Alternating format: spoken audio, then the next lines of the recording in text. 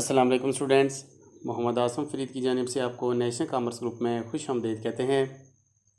Students, आज हम business taxation में topic allowable deduction including the general deduction rule को डिस्कस करने जा रहे हैं। बुक जो हम फॉलो कर रहे हैं यह है मोहम्मद मौज़म मुग़ल की, जो कि मोस्टली कॉमर्स के स्टूडेंट्स को कॉमर्स कॉलेज में पढ़ाई जाती है। स्टूडेंट्स, इस वीडियो से बीकॉम पार्ट 2 के स्टूडेंट्स, बीबीए के स्टूडेंट्स, एमबीए के स्टूडेंट्स बेनिफिट ले सकते हैं। तो बढ़ते हैं अपने अलाउएबल डिडक्शन की जानिब और देखते हैं हमारे पास इसका इंट्रोडक्शन और जनरल जो रूल्स हैं वो क्या कहते हैं। स्टूडेंट्स, सबसे पहले आप देखें कि डिडक्शन है क्या। डिडक्शन या अलाउएबल डिडक्शन, इसकी डेफिनेशन देख लें। कहता है a deduction is an expense that can be subtracted from an individual or married couples gross income in order to reduce the amount that is subject to income tax. It is often referred to as an allowable deduction।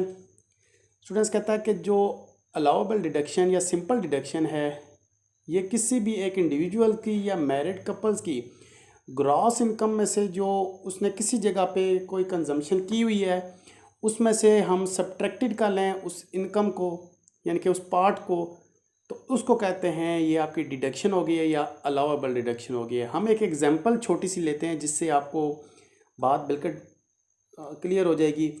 तो example आपके पास कुछ इस तरह से कहता है, for example if you earn $50,000 in a year and make at 1,000 donation to charity. अभी students देखें कि आपने $50,000 एक साल में अर्न किए हैं और उस पे 1,000 जो है वो 50,000 में से 1,000 आपने डोनेशन दे दिया, चैरिटी दे दिया। अब ये जो चैरिटी डोनेशन ऐसी चीज़ें हैं इस पे तो टैक्स आयद नहीं होता। आगे कहता है you are eligible to claim a deduction for that donation reducing your taxable income to $49,000। अभी वो कहता है कि आपका जो टैक्स लगेगा ये $50,000 पे नहीं लगेगा। जो आपने इसमें से डोनेशन दे दी है, चैरिटी दे दी है, उसमें से ये माइनस हो जाएगा। बाकी की अमाउंट जो रह जाएगी $49,000 उस पे आपका टैक्स आयद होगा। उसके बाद स्टूडेंट्स हम इसके कुछ केसेस कर लेते हैं। एम्प्लॉयमेंट एक्सपेंसेस, यानी कि जो हमारे पास रूल्स हैं, रेगुलेशंस हैं कि कौन कौन से ऐसी चीज़ें हैं जिस पे डिडक्शन होगी और एग्जेम्प्ट होंगी। सबसे पहले वो कहता है कि मेडिकल अलाउंस, जो मेडिकल अलाउंस या एक्सपेंस है, इसकी एक्सप्लेनेशन कहता है reimbursement of expense on medical treatment or hospitalisation are both received by an employee is exempt from tax. अगर आपको मेडिकल अलाउंस मिले एम्प्लॉयर की जानब से तो वो जो टैक्स पे करेगा वो एम्प्लॉयर पे करेगा। एम्प्लॉय यानी कि जो काम करने वाला है उसको कोई टैक्स आयद नहीं करना पड़ेगा, कोई टैक्स नहीं देना पड़ेगा। यानी कि मेडिकल अलाउंस जो है ये फुली एग्जेम्प्ट है। उसके बाद स्टूडेंट्स हमारे पास जो दूसरा रूल है कहता है medical allowance of up to 10% of basic salary is exempt if the facility of reimbursement of medical expense is not available to the employees.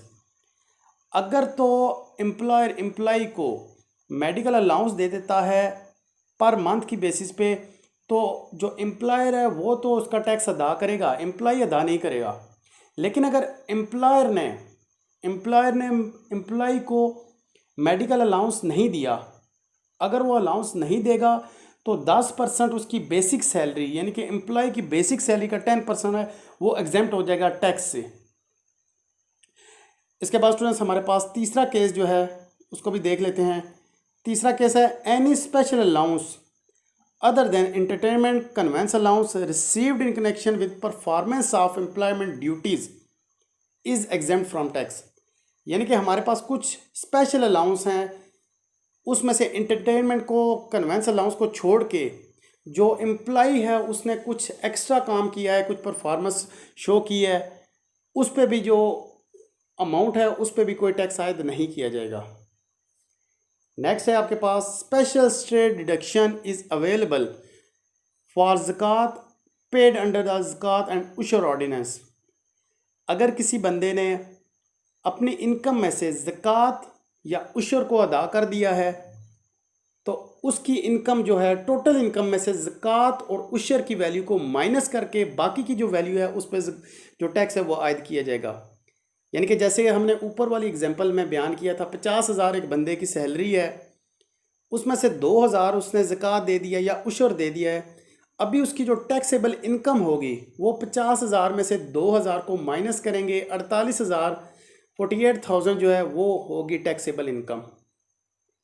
उसके बाद स्टूडेंट्स हमारे पास नेक्स्ट पॉइंट कहता है ए रिबेट कहते हैं जो टैक्स में छूट दी जाए, रियायत दी जाए, उसको कहते हैं रिबेट। कहता है a rebate at the average rate of tax is allowed on donation made to any approved non profit organisation on the lower of donation value and 30% of individual taxable income. एक बंदा है, अगर वो उसने किसी को डोनेशन दी है और वो जिसको डोनेशन दी है वो नॉन प्रॉफिट ऑर्गेनाइजेशन है, ऐसी ऑर्गेनाइजेशन जिसका मकसद प्रॉफिट अर्न करना नहीं है, तो उस बंदे को उसकी बेसिक सैलरी का 30% जो है वो एग्जेम्प्ट कर दिया जाएगा टैक्स से। In case of donation made by individual to an associate the amount of donation qualifying for tax credit would be restricted to 15% of individual taxable income. अगर उसने डोनेशन दी है किसी एसोसिएशन को तो उसकी टोटल अमाउंट जो है, टोटल टैक्सेबल अमाउंट का 15% जो है वो एग्जेम्प्ट हो जाएगा। यानी कि वो अगर नॉन प्रॉफिट ऑर्गेनाइजेशन को देता है डोनेशन तो उसकी 30% वो एग्जेम्प्ट होगी, और अगर वो किसी एसोसिएशन यानी कि प्रॉफिट ऑर्गेनाइजेशन को देता है तो उसका 15% वो माफ़ होगा। इसके बाद स्टूडेंट्स लास्ट पॉइंट है हमारे पास, कहता है special deduction tax credit are available for interest paid on house loan, investment in specified shares, payment in insurance premium etcetera. जो आपके टैक्स की स्पेशल डिडक्शन होगी अगर आपने हाउस लोन्स लिए हैं, इन्वेस्टमेंट आपने की है शेयर्स में या इंश्योरेंस कंपनीज में, तो आपके जो टैक्सेबल इनकम है उस पर स्पेशल आपको डिस्काउंट दिया जाएगा। तो स्टूडेंट्स ये था हमारा आज का शॉर्ट सा लेक्चर कि जिसमें हमने डिडक्शन को देखा है और एक बंदा उसको किस किस मामले में, किस किस सूरत हाल में डिडक्शन होगी उसकी टैक्स में से। उम्मीद करते हैं लेक्चर्स की आपको कुछ ना कुछ समझ आई होगी। लेक्चर में किसी किस्म का कोई मसला हुआ तो लाजमी हमसे रब्ता कीजिएगा। नेक्स्ट वीडियो के साथ दोबारा आपसे मुलाकात होती है, तब तक के लिए अपना बहुत सारा ख्याल रखिएगा।